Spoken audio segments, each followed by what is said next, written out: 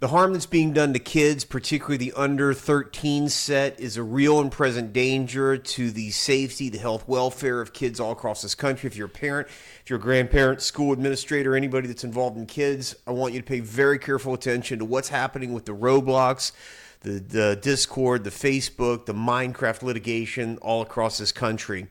Pay very careful attention to those lawsuits and every one of these things. I drop the actual federal lawsuits into the links here, and I demand, I beg of you as parents, please read them so that you understand exactly what the claims in that litigation is. It breaks down into a couple different categories.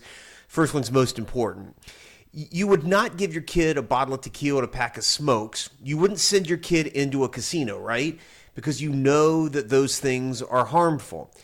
But it's no different with the online games, particularly the two-way communication online games. What the research is telling us right now is that those games are engineered to addict and to cause rewiring of the child's brain. So if you are allowing your kid to sit in front of those screens for hours at a time, you are causing and participating in the harm of a child based on what the research and the science is telling us about what those games do.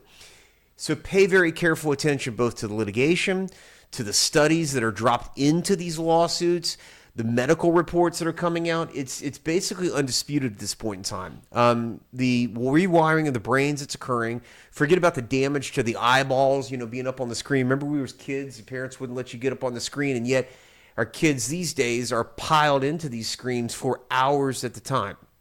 The call to action here is this. Pay attention to what kids are doing online with these games. Watch the games yourselves. Think about how it affects you.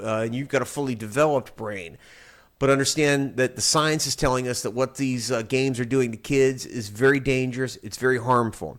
If your kid has become addicted, if you've noticed the psychological changes as a result of that, and in particular if your kid's been approached online and migrated over into these other communication platforms like Snapchat, like Discord, whatever else they're communicating on, drop a link in here, drop a comment.